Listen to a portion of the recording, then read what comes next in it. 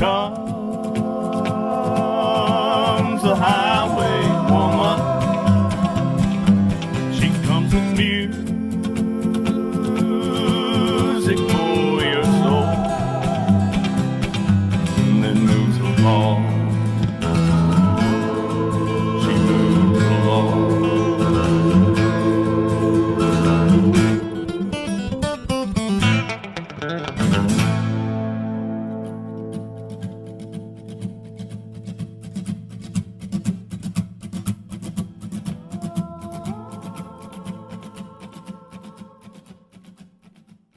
If you're just joining us, this is Bridget London, and welcome to the Highwaywoman radio show special with Bill Kirchen. This is the first time Bill has been on the show. I'm really looking forward to having him on. He's got a brand new album out. We're going to be talking about that, playing some great music, and catching up on what he's got his own brand of music called Diesel Billy. Hey, Bill, how you doing? I'm just fine, and it's great to be here. I'm glad to be finally able to talk to you one-on-one here. This is fantastic. Yeah, I'm so excited to have you on the show. I've just always been such a big fan of yours, as you know. Not just your guitar playing, but your all-around musicianship, your singing, songwriting, and how you carry yourself as a musician. And you've been at this a long time and have built up such a great reputation, not just, for all the before mentioned things. And this new album now is called Seeds and Stems, and so many meanings to that, right, Bill? Right, exactly, yeah, absolutely. None of them unintentional either, all intentional. All intentional. Let's start off with just playing a track from this, and then we're going to come back and talk to you about your great career. Sound like a plan? I'm with you all the way. I'm going to kick it off with Too Much Fun. Now, when I met you, you were touring as Bill Kirchen and Too Much Fun. So so did the song come first or the band name? Which came first? The song came first. I wrote the song years ago back in, maybe 70, something like that, 69 or 70. Mm-hmm. And with Billy C. Farlow, another character from the Cody band. And then later, when I was on my own back in the 80s, I named the band Bill Kirchen Too Much Fun. Very cool. All right. The song came first. And the song's coming first today, right at you, listeners. Here's Too Much Fun from the wonderful Bill Kirchen, and we'll be right back. All because I wanna have too much fun. Well, that's news to me. There must be a whole lot of things that I never done. I ain't never had too much fun. Too much fun. Too much fun. Too much fun. Yeah. Well, there's a whole lot of things that I never done. And that was Too Much Fun by Bill Kirchen from his new album, Seeds and Stems. And we're talking with Bill about his new album, but we're going to get into Bill talking a little bit about his music. Now, Bill, you started out, of course, as Commander Cody, right. The Lost Planet Airmen. Can you give me a little bit of background? I mean, did you you're one of those people, it looks like you were just born playing guitar. When did you know, that the guitar and music for you, it was your life? When did you know that? Well, music pretty much was important to me from the get-go. I mean, I remember being a kid having a cardboard record of Buffalo Gals and Jimmy Crack Corn, kind of folk song stuff that were kids' records, and loving all that. And as far as me being a performer, I sang just as a kid in elementary school. But really what got me performing was I call it the big folk scare of the 60s. But around 63, I guess, or 64, I got the banjo out of my mom's attic. My mom had a banjo back from an earlier banjo craze from the 20s. And I got that fixed up and started playing it. And I went to the Newport Folk Festivals in 64 and 65. And I saw just a tremendous breadth of music there.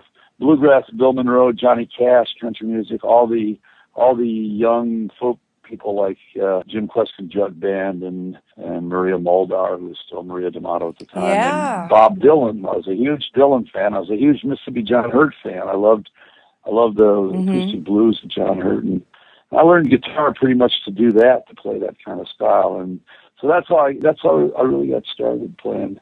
I saw Dylan go electric in 1965, and all that had a huge impression on me. Also, I grew up in Ann Arbor, so there wasn't much country music right in the town. There was a lot of bluegrass. I saw Clarence White, who later was in the Byrds with his bluegrass band, the Kentucky Colonels. I saw Bill Monroe, like Bloomfield TNT Town. Bob Dylan played at the high school back before I saw him at Newport. So there's a lot of music, but not much country. And it wasn't until later on in the 60s that I really discovered, with the people that we started Community Cody with, all the old country, Hank Williams, Buck Owens, Merle Haggard, and then Red Foley and Red Simpson, and all manner of stuff. So that was kind of the history of me getting into the roots of American music there. It's interesting because you do have such a strong folk influence, and then you mix that with the Telecaster, and I guess that's how that you developed your own style and almost your own genre here when you're playing, and especially as you were coming up. What do you think were some of the more like pivotal players that did you get a chance to play with some of your heroes, basically, I guess is what I'm asking. Well, yeah, right away I didn't get a chance to play with my original guitar heroes, who were guys like, when I discovered the Telecaster, I got a Telecaster because of James Burton, who played with, Elvis Presley and right. Ricky Nelson and everybody, and Roy Nichols, who played with Merle Haggard, right. and Don Rich, who played with Buck Owens, and Buck too. That's why I got the Telly. And I got to meet Don Rich, I got to meet James Burton, but I didn't get to play with those guys. The people I got to play with early on was kind of a random assortment. I got to record with Link Ray back in the early 70s. And way early, like in 1970, we actually did work with Gene Vincent, the great rockabilly singer, before he died, right before he died in the early 70s. And there's an album somewhere with us live playing with Gene Vincent. So those are a couple of the people I got to actually play with. And then we shared the stage and played informally with people like Clarence White. He would jam with us in the band, and we opened a lot of shows for the Dead and for the Jefferson Starship and Hot Tuna. And now I get to work with Jorma Kaukonen fairly often from Jefferson Starship and Hot Tuna fame. So I've been lucky enough to play with a lot of people. So I've never asked, is there one person that you'd love to play with that you haven't? I guess I'd have to say Bob Dylan. I'm not sure what kind of a gig it would be, but just I'm such a huge Dylan fan, especially the first 10 albums. So whenever I see Charlie Sexton or Tony Garnier, those guys who worked with him for years, I say, come on, what's it like, man? I'm a fan, That's right, and you've paid tribute to Bob Dylan on several of your records. You've recorded several of Bob's. Yeah, that's right. Put a Dylan song on this one. Takes a lot to laugh, takes a train to cry. I was also kind of trying to channel Bruce Langhorne, who was the guitar player on Carina on, which I believe was on Freewheelin' Bob Dylan, I think. I'm not sure, but anyway, on and on and on. Now I'm going to have to play this one just because we just talked about it. All right, let's do it. That's not too bad. Bill Kirchen, folks. This album is just, it's so good. You have to go get it. It takes a lot to laugh, train to cry.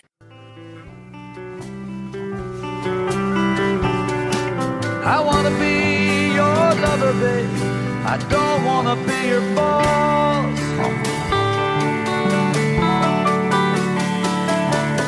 Don't say I never want you when your train gets lost.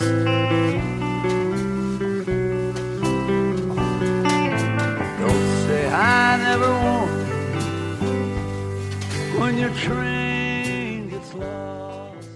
And we're back here on the Highwaywoman radio show. I'm talking with the wonderful Bill Kirchen. And his new album, Seeds and Stems, is available at all digital retailers. You can buy physical copies, whatever you want to get, at all your online locations, and can visit his website and stuff. So we're talking a little bit about his long, great career. And, of course, the guitar is in the forefront of the conversation because he's, known for his amazing guitar playing. But I love your singing as well. Always have. And well, thank you. Yeah. Thank you very much. Yeah, and I can hear all that folk influence. That's what I think makes your music so interesting, is you've got all that folk influence in your voice, and then, sometimes you go a little bit good insane on the guitar, and you mix that together. ends up being a lot of fun. But you've got a really sad song on here, Bill. Mama hated diesels.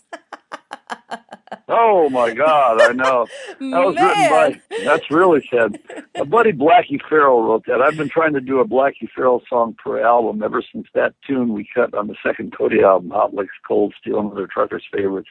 I wrote a little bit of that, but not much. It's mostly Blackie. I think I got about a little corner of that one. But oh yeah, that's a great song. That's I love a classic, I think. Yeah. Oh. Blackie also wrote Sonora's Death Row that Robert Earl Keen. I recorded that Sonora's Death Row first, and then Leo Kottke cut it. Robert Earl Keen did a great version of it. So great song. He also wrote Rockabilly Funeral from this record. Oh, that's another great one. Yeah, I love this song. So let's play Mama Hated Diesels from Seeds and Stems. Mama hated diesel so bad. I guess I knew it was something to do with that. The first I ever seen her cry was after one of them things went by. Mama hated diesels so bad.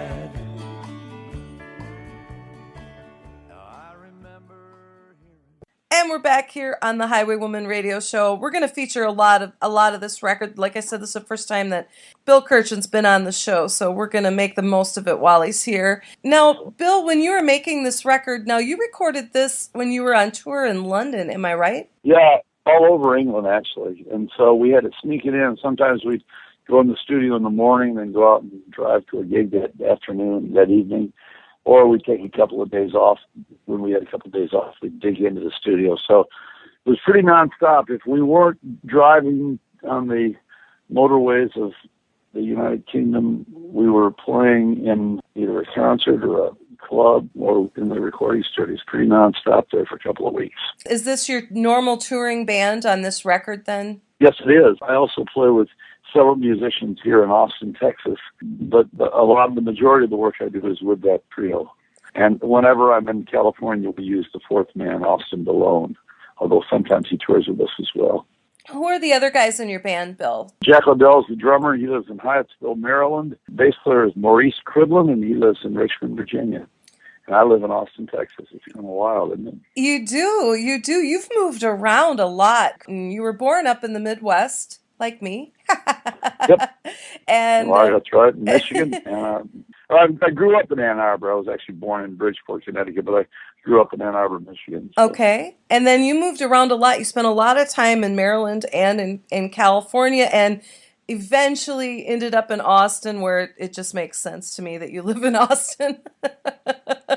Yeah, I know. It's great. It's a great place to live. And my wife and I just moved here a couple of years ago. We were here for a little while, maybe 8 years ago, but now we're back. And you like it? You like living in Austin, Bill? I love living in Austin. We moved here about 2 years ago after having lived in nearby in Buda for a couple of years, about 8 years ago, and after having, of course, spent tons of time here particularly the first half of the 70s with the original Cody band. We played the Armadillo 2 or 3 times a year. We played whatever that big round amphitheater was. I can't remember the name of it back in the 70s. And we recorded a live album in 1974 at the Armadillo World Headquarters in Austin. So I still have tons of friends from that era, and I've come back regularly since then. Yeah, before that, I grew up in Ann Arbor, Michigan, and did the Go West Young Man, and went to California and brought the Commander Cody Band to California in the late 60s. And I lived there from 68 to 86 in Northern California, then put in about 25 years in Maryland, and now I'm in Texas. And when you came to California, when you first came, that's pretty much when your career really started taking off with the Commander Cody and all of that. Yeah. Pretty much. Oh, yeah. Yeah. California? Yeah. That was my first professional national job, was with Commander Cody. And we based ourselves in the Northern California area, in San Francisco Bay Area, and we toured the world from that area until from late 60s to the mid 70s. That's right. And as you were mentioning about all the places you played in Austin, I mean, you were a big part of, Austin's musical history. All the places like the Armadillo and such. I mean, those are now legendary as far as for the music and what it was like then. And when you went to pick all the songs from this record, how did you go about doing that? This is pretty much kind of your favorites or crowd favorites culmination from the years. Am I right? Yeah, exactly right. We sort of let the people, as we call it, the people pick this one, and because these really are, we had a master list of maybe half a dozen more than this, maybe 18 songs or so, but those songs were the ones that were definitely the most requested at shows, and they're ones that I didn't have represented on these records I'd made for proper records in England. So some of them were from the Cody days, some of them were from prior labels, and we tried to rearrange a couple of them. Bloom to the Tomb and Swing Fever are substantially different songs now, and some of the others I just wanted to do with the current lineup and how they've evolved today. So a bunch from the Cody era, a bunch from my records on the Blacktop label out of New Orleans, a bunch from High Tone Records out of Oakland, California, and just a couple of new things. A song I wrote with my wife and Sarah Brown, Austinite Sarah Brown, talking about chicken, and the Dylan song. I've never recorded either one of those. Why don't you pick a song for us to play, Bill, and feature, and talk to us a little bit about it? Sure, why not? We haven't done a truck driving song yet. Let's do one of the truck driving songs. Let's do, here's the first truck. I know, honk, honk. I love them. Let's do the first truck driving song I ever wrote back in the 60s called Semi Truck. And the original title for this song was? Here I sit all alone with a broken heart. I took 3 bennies and my semi truck won't start. You're right, Semi Truck, Bill Kirchen. So here I sit, all alone with a broken heart. I took 3 bennies, and my semi-truck won't start.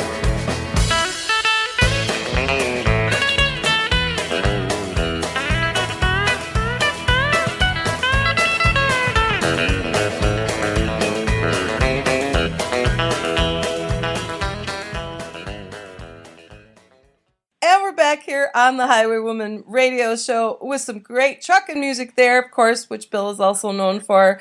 Who's your favorite truck driving artist? Let me see. Dave Dudley, maybe? My favorite, nope. I got a favorite. I got them all picked out already. All right. Red Simpson with the great Gene Moles on guitar. I had a Red Simpson album that ruined me for normal work. I think it was called Roll Truck Roll, and it was he was a hero of the Bakersfield scene. He also wrote. I think he wrote Close Up the Honky Tonks and a bunch of other great songs.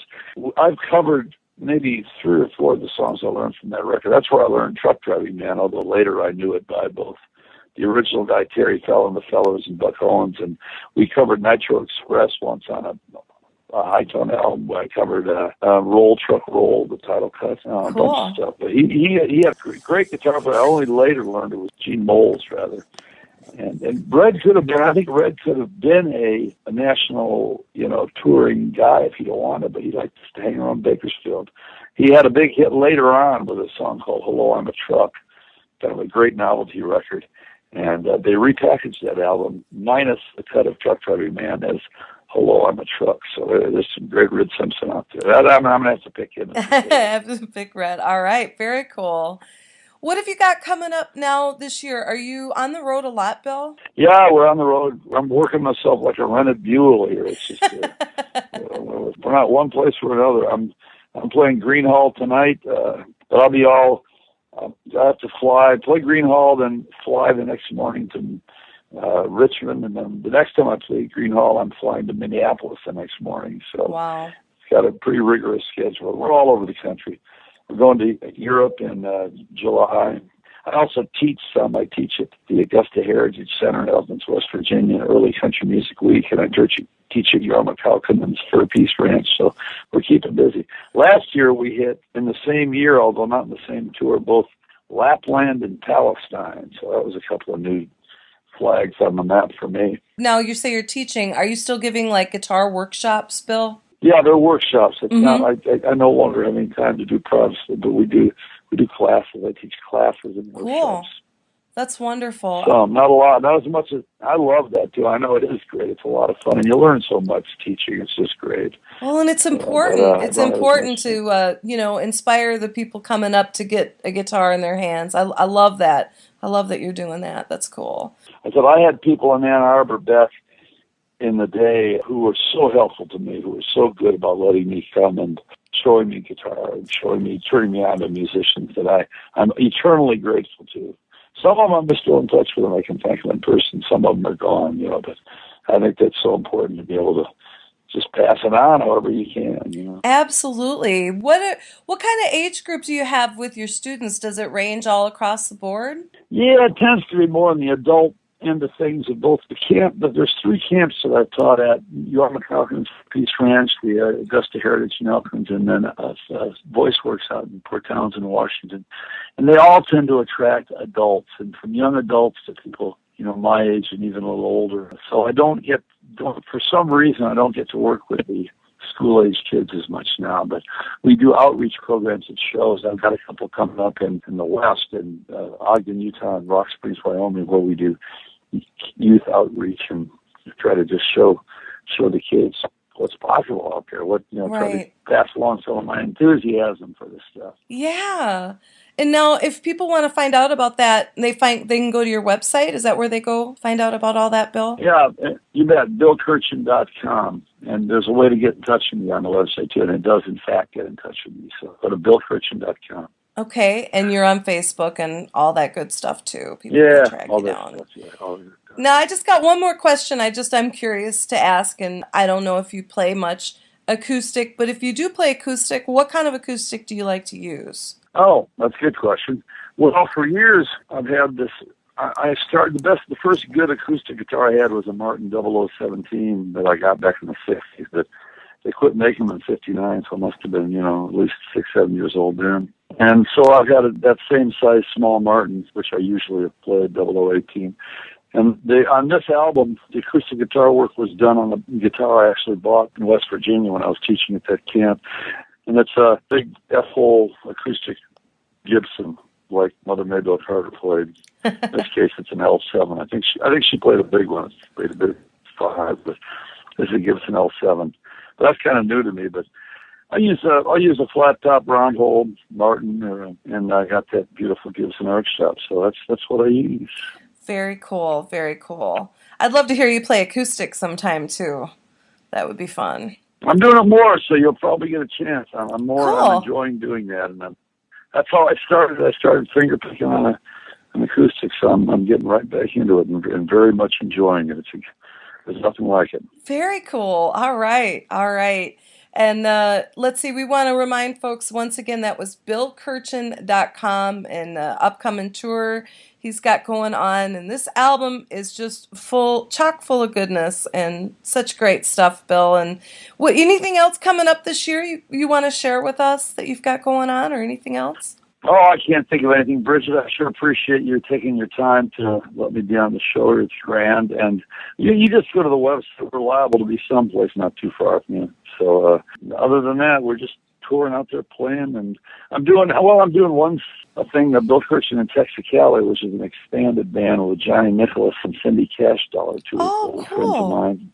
And we're going to play at the end of August, Minnesota State Fair, and then Rams at Annapolis, and up in Rhythm and Roots Festival in Minnegrett, Rhode Island. So up to the Labor Day weekend, I'll be doing that a little bit different band for a week. That is totally cool. That is totally cool. Sounds like so much fun. You heard it here first.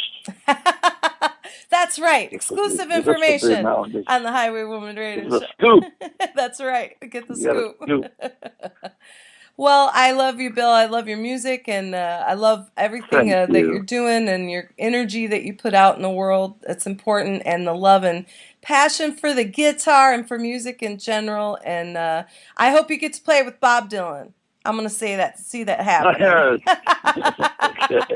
It's probably more fun. Might be more fun to imagine than to actually do. So maybe it'll be better just to have this as my fantasy camp thing.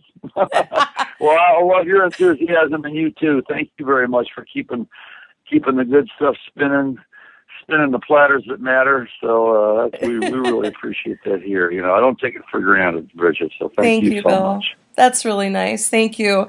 Now I'm going to go out, of course, with Hot Rod Lincoln. I got a question for you. When's the first time you played this? Do you remember? Yeah, I do remember.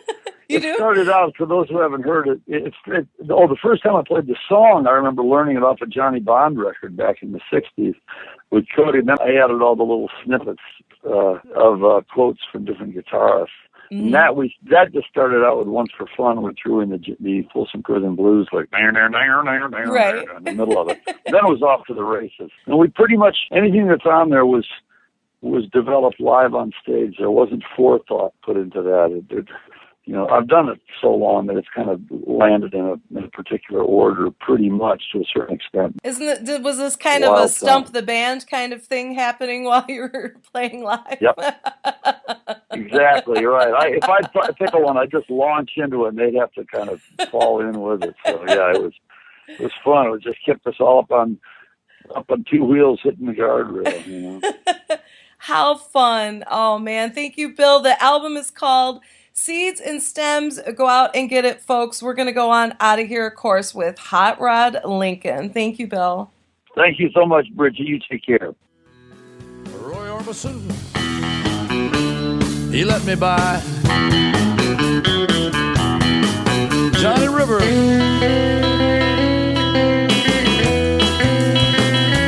Waylon Jennings,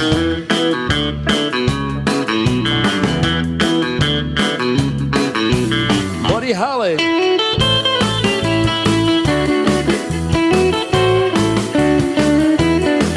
Carl Perkins.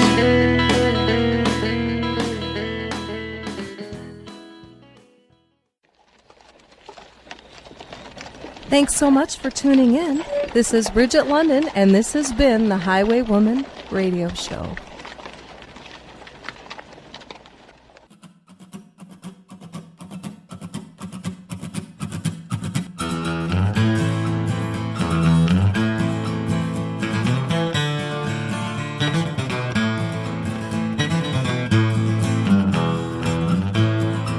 Now there she goes, the highwaywoman, and she's brought music to your soul, and moves along, she moves along.